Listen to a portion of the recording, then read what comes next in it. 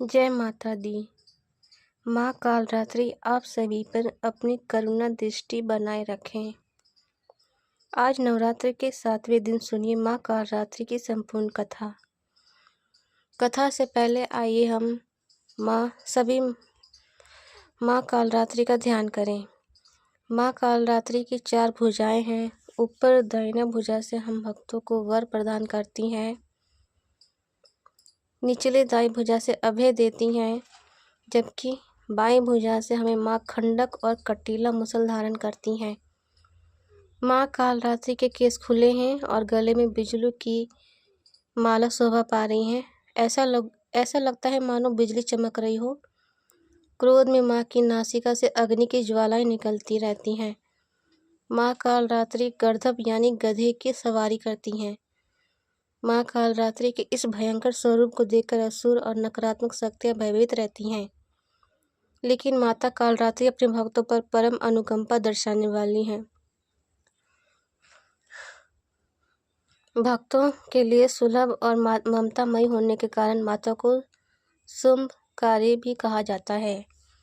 श्री दुर्गा सप्तशती में महिषासुर नाम के दैत्य के वध के समय माँ भद्रकाली की कथा का साधारण रूप अन्य रूपों की युद्ध के की समय आवश्यकता पड़ी, तब माता ने स्कंद रूप धारण किया। देखकर माता ने अपने पुत्र स्कंद कार्तिकेय को अस्त्र शस्त्र विद्या सिखाई, धैर्य, वीरता, युद्ध नीति आदि शिक्षा दी।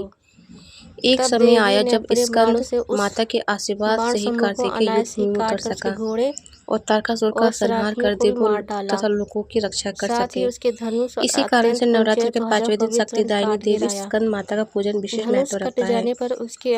स्कंद माता का रूप स्वरूप डाला अत्यंत सुंदर, शांत और करुणामयी होता है। उन्हें सिंहासन पर विराजमान दिखाया जाता है।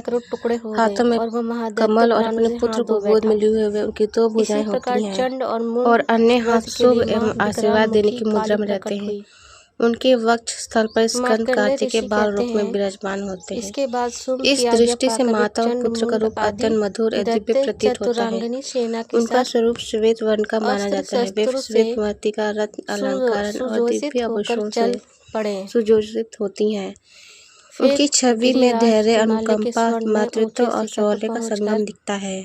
बहुत समय पहले जब तारकासुर देवों और मनुष्य का अत्याचार कर रहा था, देवता उसकी बुरी हालत में ब्रह्मा, विष्णु और शिव आदि के शरण में आए। उन्होंने प्रार्थना की कोई उपाय करे जिससे वो राक्षस वश में न रहे। ब्रह्मा जी ने उन देवताओं को बताया कि अगर शिव और शक्ति का मेल हो और उनसे संतान हो तो वो तारकासुर का विनाश कर सकती है। शिव जी स्वयं तपस्या में लिप्त हैं, लेकिन शक्ति पार्वती ने ये निश्चय किया कि वे शिव से विवाह करेंगी और एक वीर पुत्र को जन्म देंगी। तब भगवान शिव और माता पार्वती का विवाह संपन्न हुआ। उनके शरीर का बाद में माता को एक पुत्र हुआ जिसका नाम स्कंद या कार्तिकेय रखा गया। लेकिन ये मात्र जन्म भर नहीं था। उनका मुख बहुत उसे युद्ध नीति, गुरु शिक्षा, वीरता और धर्म को समझाने की शिक्षा भी चाहिए थी। उनकी माँ पार्वती ने स्वयं अपना रूप बदलकर एक माँ की तरह अपने पुत्र की साधना अध्ययन किया, प्रशिक्षण आरंभ किया।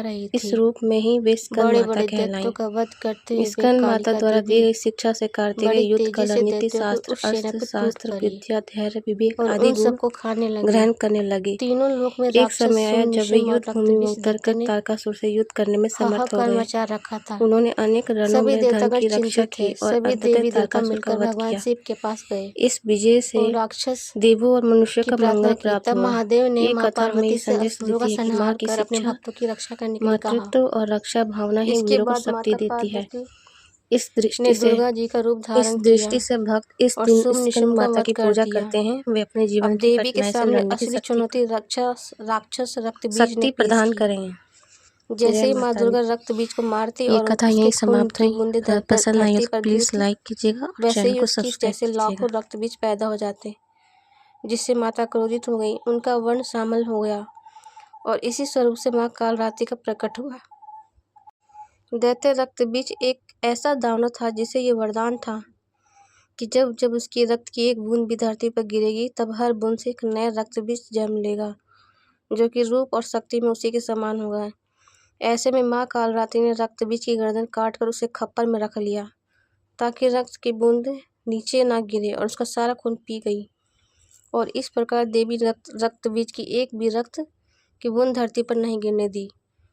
रक्त बीज दैत्य के रक्त से उत्पन्न हुए जितने भी रक्त बीज थे सब माँ की जीवा पर उत्पन्न होते हुए माँ उन सब का भक्षण करती गई। इस प्रकार रक्त बीज दैत्य शक्तिहीन हो गया और फिर माँ काली ने रक्त बीज का वध कर दिया। इस प्रकार माँ काली सदैव अपने भक्तों की रक्षा के लिए तत्पर रहती हैं। प्रेम से बोलिए माँ कालरात्रि की जय। अगर आपको ये कथा पसंद आई हो तो प्लीज़ वीडियो को लाइक और सब्सक्राइब करें। धन्यवाद। जय माता दी।